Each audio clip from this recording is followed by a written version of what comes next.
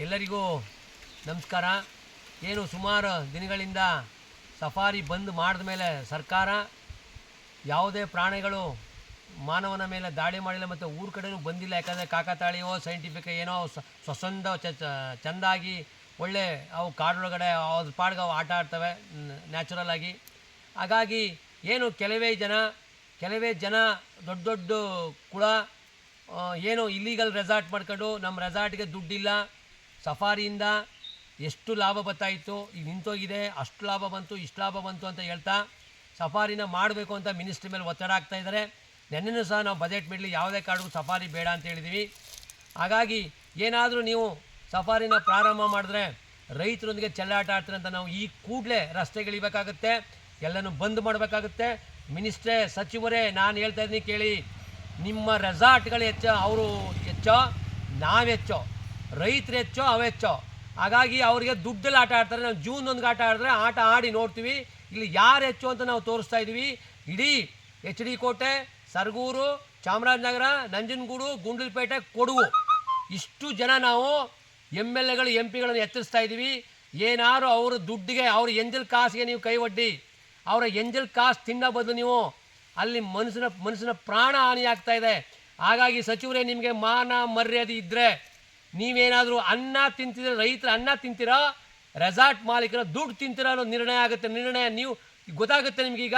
ಯಾವುದೇ ಕಾರಣಕ್ಕೂ ನಿಮಗೆ ಸಫಾರಿ ಮಾಡೋಕ್ಕೆ ಬಿಡಲ್ಲ. ಅದು ಏನೇ ಆದರೂ ನಾವು ಚಾಲೆಂಜ್ ತಗೋತಾ ಇದ್ದೀವಿ.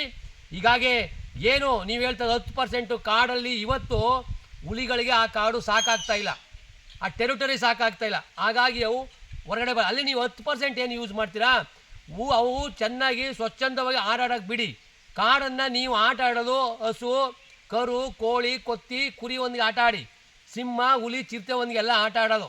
ಹಾಗಾಗಿ ಒಳಗಡೆ ಹೋಗಿ ಅವ್ರನ್ನ ಡಿಸ್ಟರ್ಬ್ ಮಾಡಿ ಏನು ನೀವು ಒಳಗೆ ದುಡ್ಡು ಹೊಡೆಯೋಕ್ಕೆ ನೀವೆಲ್ಲರೂ ಅಧಿಕಾರ ಭ್ರಷ್ಟರಿಗೆ ಹೇಳೋದು.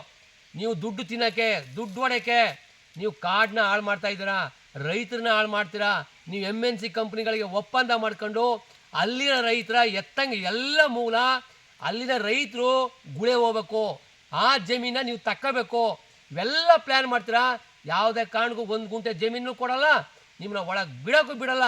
ಹಾಗಾಗಿ ನಾವು ಒಂದು ಹೇಳ್ತಾ ಇದ್ದೀವಿ ರೈತರ ಪರವಾಗಿ, ಯಾವುದೇ ಕಾರಣಕ್ಕೂ ಈ ಸಫಾರಿ ಮಾಡಿಬಿಡಲ್ಲ. ಈಗ 4 ಗಂಟೆಗೆ 5 ಗಂಟೆಗೆ ಬಿಟ್ಟರೆ ನೀವು ಇವತ್ತೇ ರಸ್ತೆಗಿಳಿತೀವಿ ನಾವು. ಹಾಗಾಗಲಿ ನಿಮ್ಗೇನಾದ್ರು ಅರಣ್ಯ ಸಚಿವರೇ, ಇಷ್ಟು ಜನ ಹಾಳು ಮಾಡಿದಿರ, ಹುಲಿಗಳು ಸಾಯಿಸಿದಿರ, ಮನುಷ್ಯಗಳು ಸಾಯಿಸಿದಿರ, ಇನ್ನು ಎಷ್ಟು ಪ್ರಾಣ ಬೇಕು ನಿಮಗೆ, ಎಷ್ಟು ರೈತರು ಸಾಯಬೇಕು, ಇನ್ನು ನಮ್ಮ ರೈತ ಮಕ್ಕಳು ಎಷ್ಟು ಜನ ಮುಂದೆರಾಗಬೇಕು, ಹೆಣ್ಮಕ್ಳು ಎಷ್ಟು ಜನ ಆಗಬೇಕು, ರೈತರ ಮಕ್ಕಳೆಲ್ಲ ತಬ್ಲಿಗಳಾಗಬೇಕಾ ನಿಮ್ಮಿಂದಾಗಿ? ಎಷ್ಟು ರೈತ ಮಕ್ಕಳನ್ನ ತಬ್ಲಿ ಮಾಡ್ತೀರಾ ನೀವು ಬಂದು ಉಳ್ಕೊಳ್ಳಿ ಕಾಡಲಿ.